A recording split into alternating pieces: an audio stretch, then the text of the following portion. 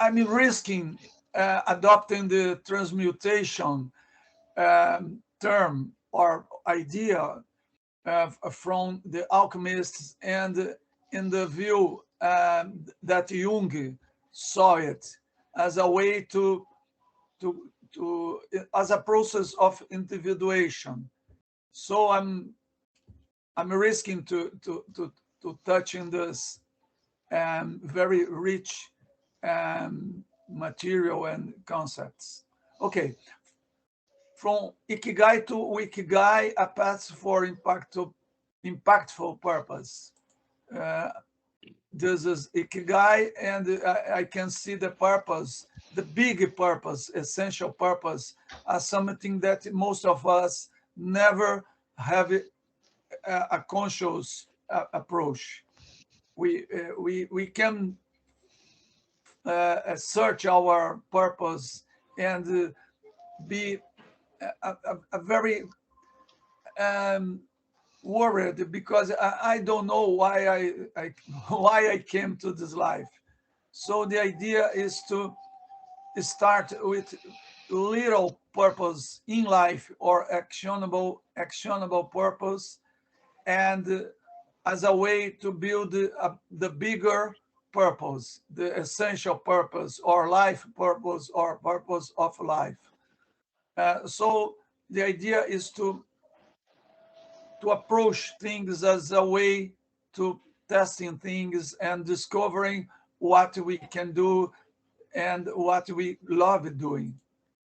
This is the idea to discuss with each individual aspects of their Ikigai, and then try to converge to, to, to some group Ikigai or WEkigai.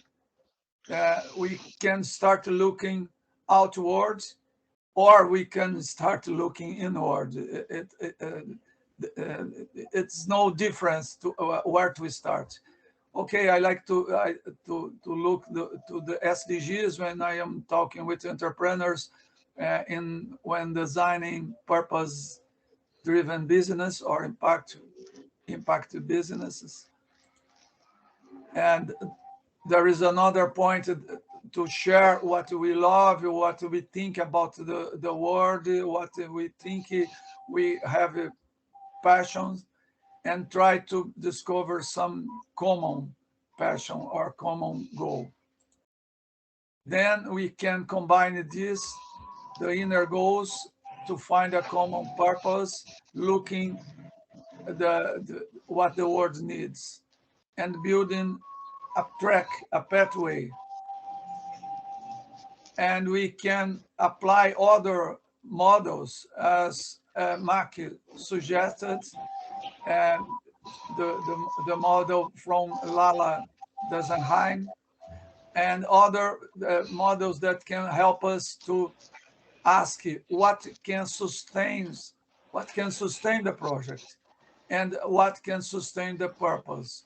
I like to think that what sustains the project is finance, people, and resources, and other intangible aspects. But what sustains the purpose is the impact.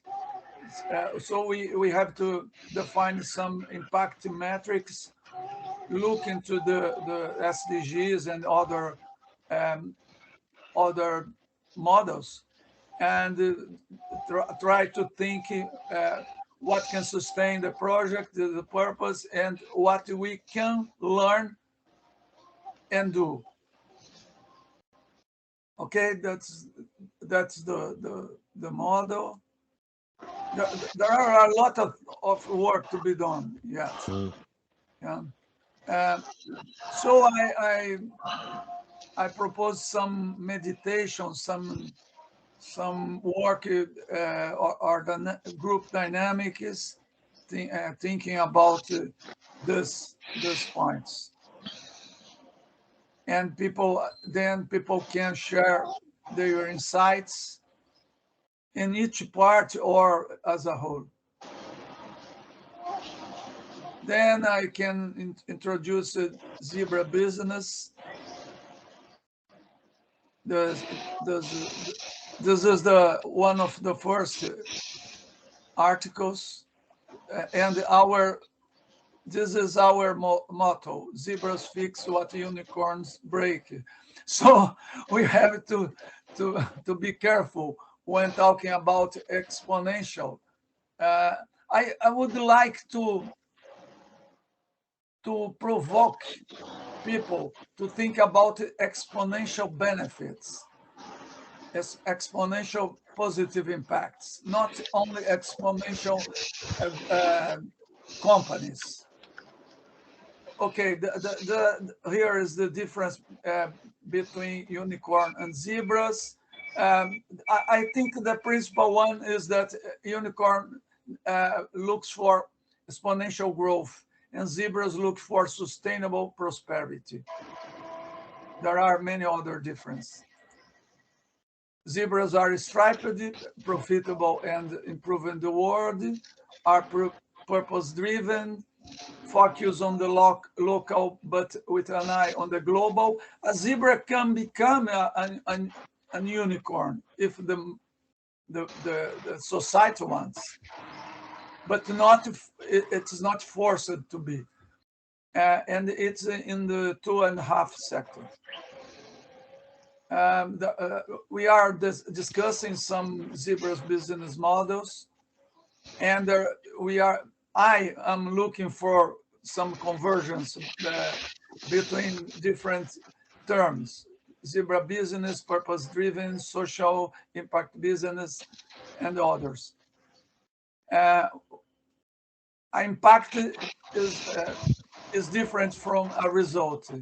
I can teach social entrepreneurs, and I have a number. I have X empowered entrepreneurs, Y startups created, and then I can have a result, W successful business. But the impact is a more long-term result and a more broader result.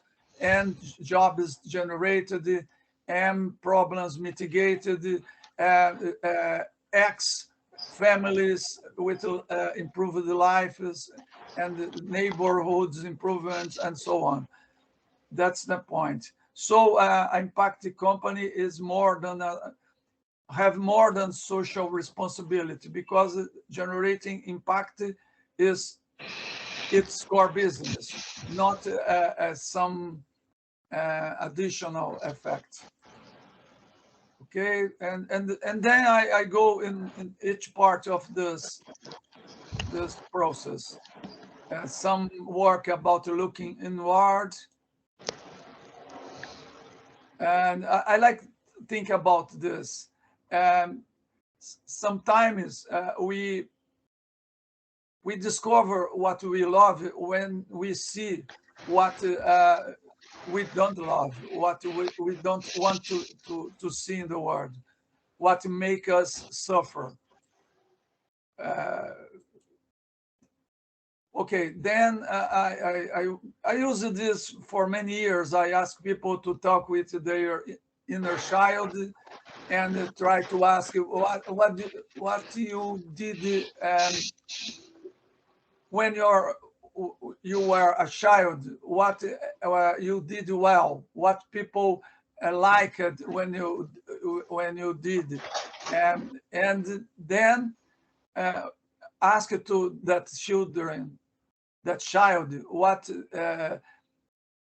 what she thinks about your current life, what she thinks about the adult you turned on.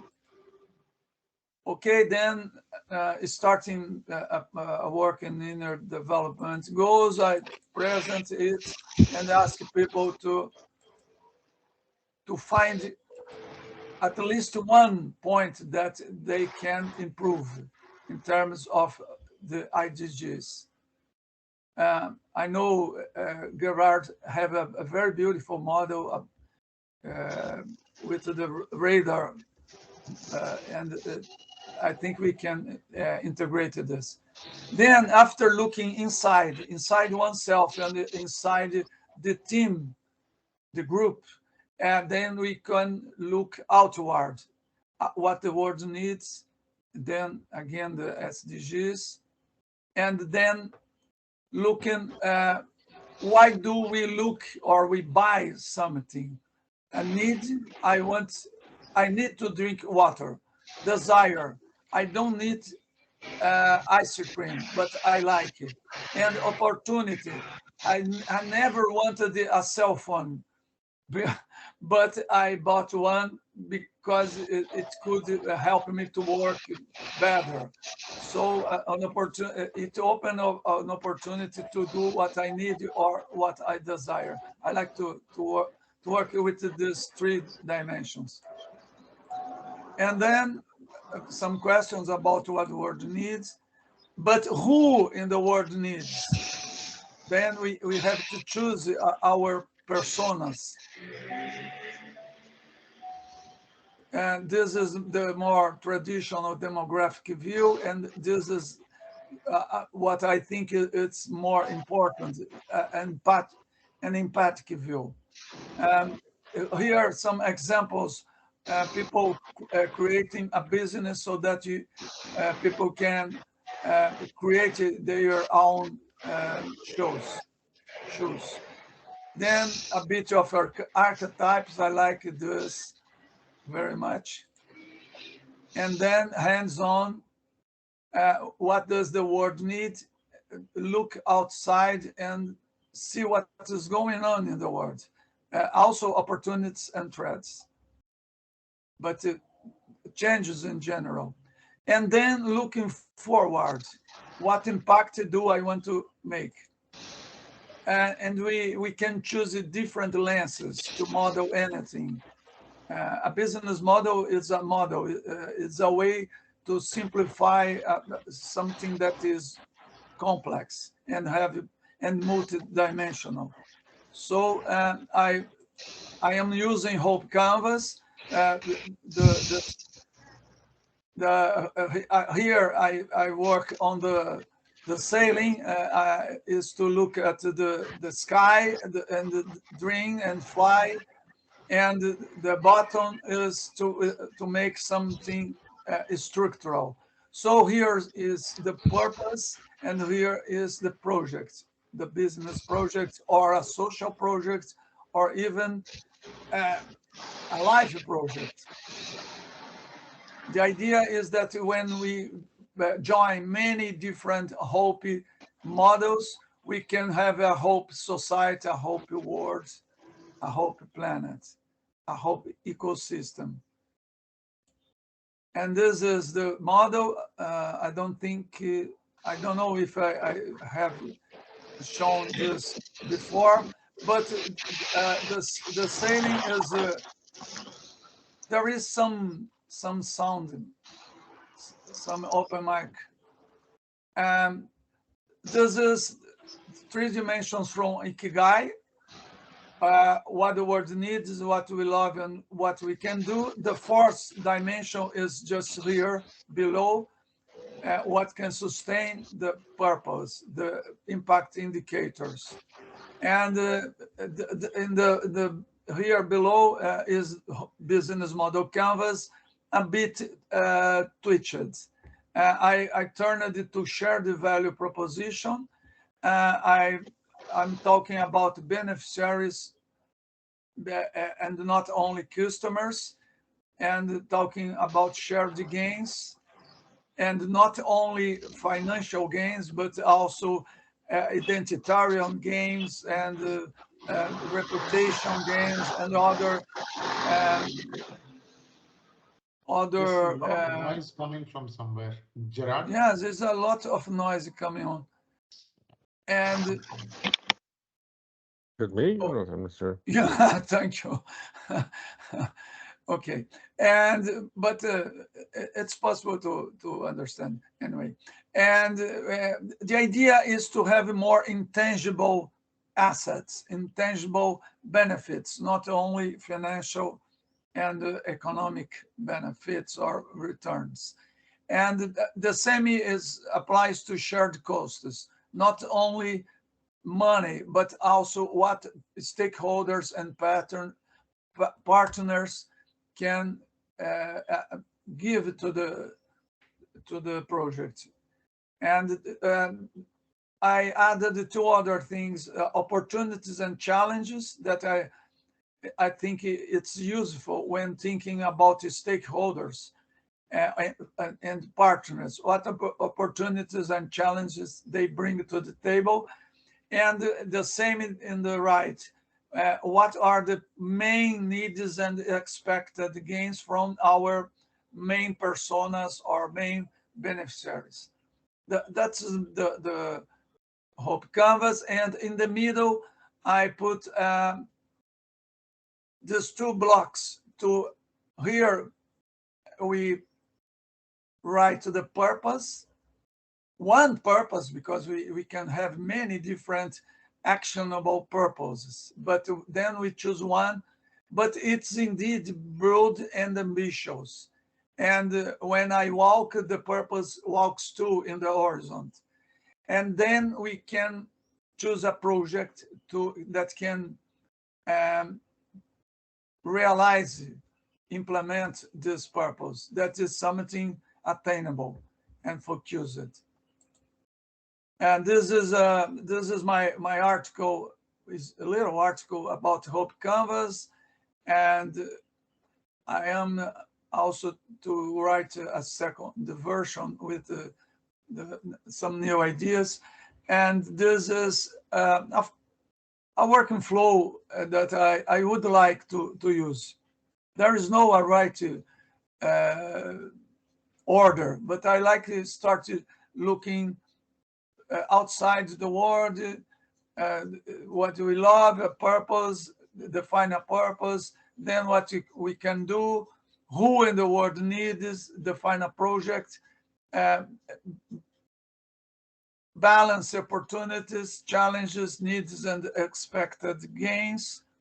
Then define a shared value proposition, looking to the beneficiaries and partners and the other stakeholders, and then defining the more objective part of the business canvas, activities, resources, how to relate it, and how to deliver the value to the customers and beneficiaries. And then to check if we are generating the purpose that we proposed in the first moment. I think as this, Marcos is participating on my new and compact version of Innovemos, this 3 weeks.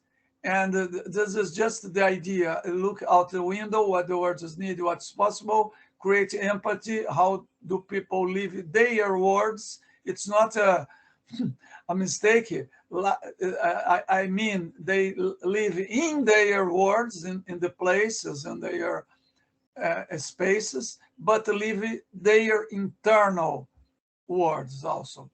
And then we can change the game. I like to use the blue ocean analysis, strategic analysis here, what's missing and no one offers. And then thinking on generating genuine value. Here I use the value proposition from Osterwalder and some other, I like to use the QFD, that is the quality functional deployment, but it depends on the participants. With a very short workshop, I don't have time to explore the QFD. That is the center of the House of Quality and the quality movement. But then here I can use the value proposition canvas from Alex Osterwalder. And then the idea is to think again, looking inward, outward, forward, to check if we are doing a consistent model, looking in 360 degrees. And here is the Lean Startup. idea.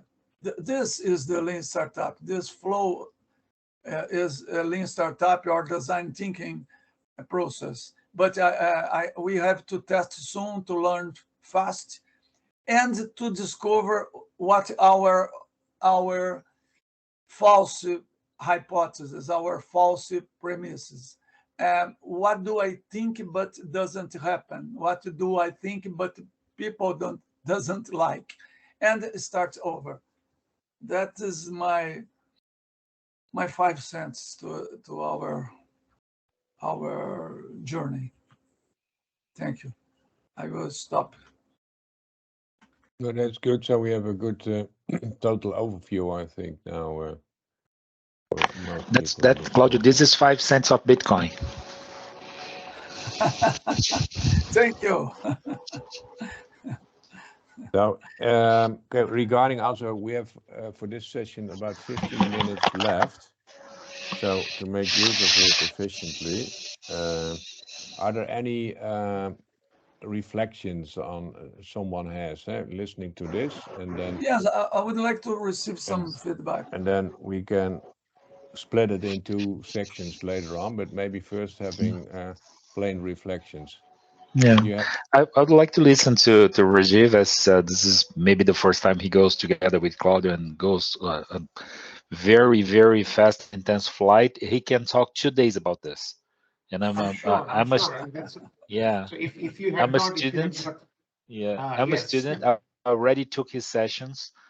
He has a workshop called Innovemos. He's doing it again. We are going together again to go tomorrow. We have a class. I'm seeing the evolution of this pitch. It's awesome, Claudio.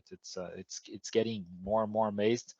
Today I had an insight on looking at the Hope Canvas again and how to put the fluxonomy model at the bottom. Yes. I'll talk to you about that. So I figured Yeah. out on how to fix that. That's the shared value, shared cost, shared value proposition. It's in there. Very good. Wow. So let's work on this, and then we can present to Lara. And Rajiv, the floor is yours. I would like to listen from you. You're. I think, I mean, in this brief and fast-paced presentation, one thing which comes to my mind immediately as I see this is being intentional. When we talk about something being intentional, yes, we talk about um, sustainability in a completely different world space. So I mean, I have never been able to see something which is part of a organization's DNA that you start thinking about sustainability or as a whole world right from the inception of what you are trying to do. And that is something which comes across, that it is not something that once you have created a company, you have made your money, and then you actually put a 2% CSR budget that will look after the sustainability. I think we are still living in very much in that world.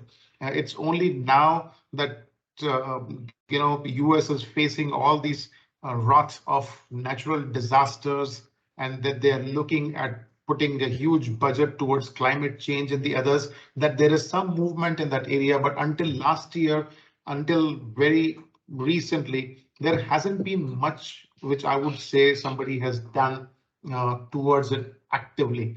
And a couple of discussions in EXO community also that I heard about was that your EXO is moving more towards the profit of organizations, and we are not addressing the sustainability part of it. I think with what you are suggesting and what you have come across is that at every stage, you are thinking more in terms of those intangible benefits, not necessarily the profit, but the impact part of it. It's highly integrated in that whole thing. Last bit, again, my thought, I was just going through this, some of the articles on McKinsey in transformation, and they talked about the hierarchical organizations, the organizations which are hierarchical or the industrial age. They were more like machines. They are all efficiency machines where we are looking to deliver results or profits or whatever it is. But today's organizations, they are living organisms. And I think that kind of a mind shift that needs to be made, if we are able to work with that, then this sustainability model that you have so beautifully launched on top of the business model canvas, I think people will start to get it, that um, it's not one piece that you become an exponential individual or you become an exponential organization. It's both these things are intertwined. It's uh, how shall I put it? They're codependent, that you become that kind of person to create something, but at the same time, you also are thinking more in terms of the world rather than only about yourself or your company as such. So I'm not sure if I'm making sense, but this is what is just coming through my head as I have as my first impressions of the presentation. So congratulations, Claudio. Thank you very much. I'm very glad to listen to you, and I thought I had some thoughts. One is that the difference. Claudio, just 1 second before you start. Rajiv, I completely understand what you're saying. I'm part of the EXO community. I've been on the solutions calls and saw the discomfort of people talking about how this thing with solutions are going. And on the EXI, we talked about this as well on the team. So, and I see that we have here maybe a connection between the where we are what we want to be, and what Claudio showed us. It's a kind of a draft path on how we can maybe go from this me thinking of the vertical organizations to the we thinking of the completely horizontal organizations. And I don't believe that we need one of them. We need both of them. The Yeah, governance yeah, model on DAOs are showing this. So without going into further details, so I completely agree every word what you said, and I saw where you're coming from, and I think that we have a beautiful chance here on how to put this in practice with a model that we can come and propose to the community. So Claudio, you don't know what you're touching here, but the level of conversations and the amount of people that are talking about this subject that we talked today in the Open EXO community is large. yeah. Thank Totally you, agree. Mike. 100%. Thank Yeah, you, Mike. thank you. I just wanted to point the difference between, as Rajiv pointed, between intentionality and Externalities. externalities. So, for example, oil companies, they can have a beautiful social responsibilities projects, helping communities and so on. But in the first, in its DNA, the core business is not sustainable, and Yeah. and harms, and even other Harm's life. companies. Harm's Yeah. life. Look what happened with Vale in Brazil. Vale is a mining Yes. company. They have a leakage on a water reservoir here that impacted thousands and thousands of communities, and they Killed. got a fine of They killed a lot of killed. people. Mm. They killed the river that bring them the name Vale do Rio Doce. It's They Right, killed the right. Rio Doce. Yeah, yes. yeah. The And name they is received a beautiful. fine of $2 billion to pay for the damages they did to some of the families, and they are like a $500 billion company here. Yes, but the original people, the indigenous peoples, have no way to help them because they can't be in the river. They can't do the rituals they did before because they started they were born uh, Because of the in river. the river. Yes, Because the river is life, is life for them. Um, uh, Perhaps we can in some in other point invite some indigenous leader that speaks English to come Mm. to our meetings to have their perspectives. That is very essential, I think, very uh, yeah, down to earth. And Uh, one other, so intentionality versus externalities. I think it's a good thing. And the other point is that thinking about to be exponential or exponentiality. And I think that we can think about good and bad exponentiality. A good one is one that generates exponential benefits for everyone or for most people. And I think another good one is when you help other business similar to yours to exist, and you don't become a monopoly. But if you become a monopoly, it's not good, because many other people cannot live, cannot work, cannot have businesses. So I don't know if it's easy to think about, but I think the principal point is to ask the questions. Yeah. So Maybe we can look at the answers. Thank you. Regarding on time, so we have a little lead time so left, but I want to share also a couple of things. Listening to it, I think if you're looking at the total story, and that's been stated already, I think looking from let's say a global point of view, so this is a way where we want to move forward. If you go using old terms, you're talking about shareholder value moving to stakeholder value. So that's basically Yes. what we're talking about.